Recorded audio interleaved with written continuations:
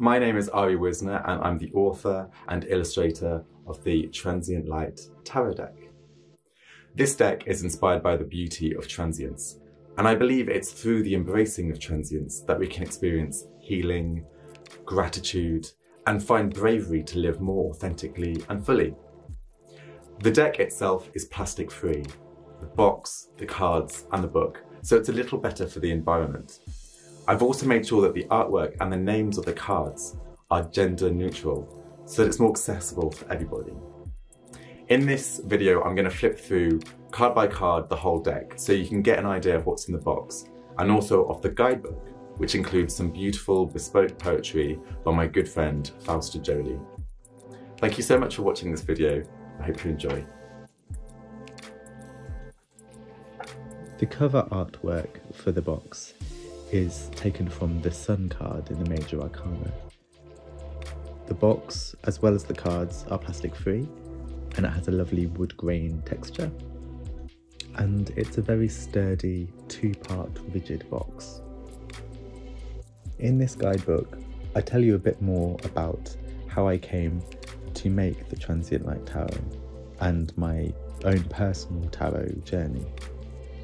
I have then written a page for each card to give you an interpretation and routes that you could take.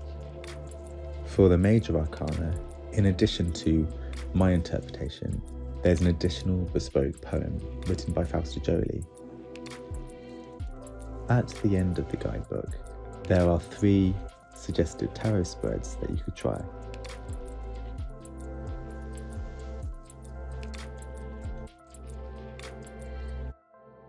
Starting, of course, with the Mage of Arcana.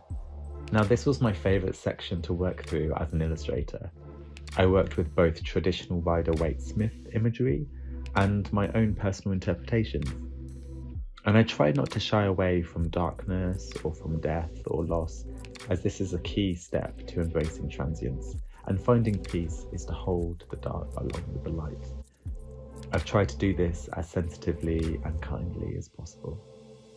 Throughout, I avoided using gendered imagery and reduced the use of bodies in order to make it easier for everyone to see themselves in the cards. To achieve this, I also renamed the traditionally gendered cards. The High Priestess became the Revealer, the Hierophant became the Proclaimer, the Empress became the Nurturer, and the Emperor became the Defender. It was a great exercise to consider the essence of these characters without using gendered language such as mother, father, masculine, feminine, and I did a lot of writing around this to explore those themes. Each of these Mage of Arcana cards comes with a bonus bespoke poem in the guidebook, written by my good friend and collaborator, Fausta Jolie.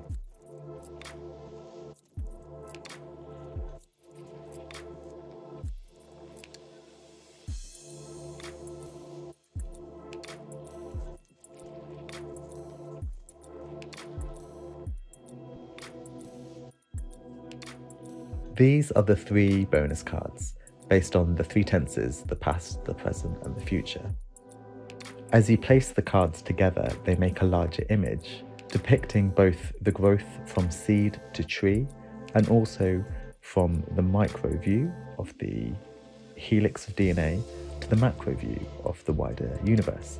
And in the center is the hourglass, which is also repeated on the back of the cards.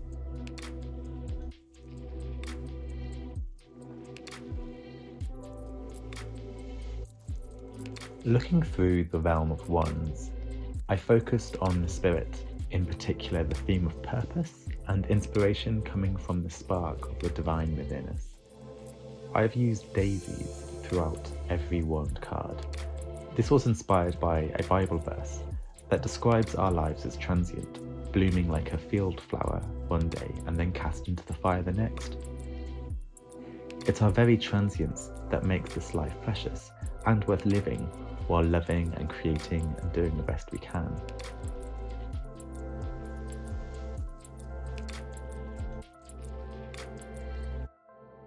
For the apprentice cards, traditionally called the pages, I wanted to explore what a student of that realm would look like. In the case of the wands, I imagined a student of spirit, looking beyond this earth and this life to the stars and the bigger picture and purpose. So I used a telescope for stargazing.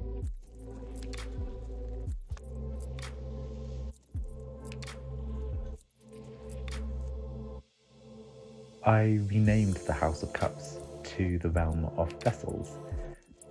As this is the realm of the heart, I wanted to play with that idea with the different ways that the heart acts as a vessel.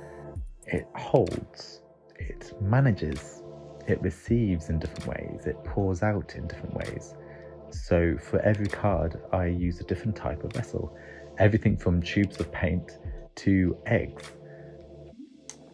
The skull and spirit artwork in the crown card was used in my first and only self-published version of the deck for the front cover. I felt it summed up the very idea of an eternal spirit held in a temporary vessel of our earthly body.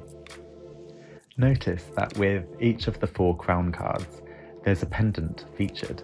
These are all taken from the Magician card in the Mage of Arcana to reference the idea of mastery over the 4 aspects of our being: the spirit, the heart, the mind, and the body.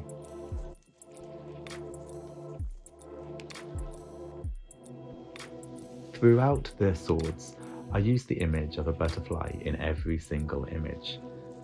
One of the learnings I have come to really revere is to keep the mind agile, ready to relearn everything you thought you knew and renew your understanding over and over again throughout life.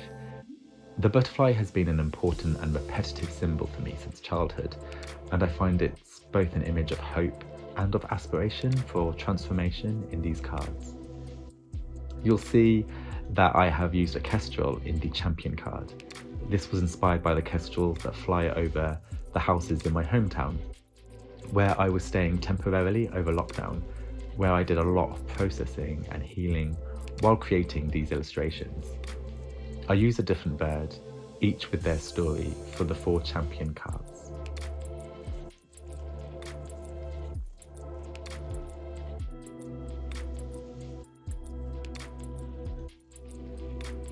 For the realm of coins, I wanted to focus on manifestation, sustainability, and legacy.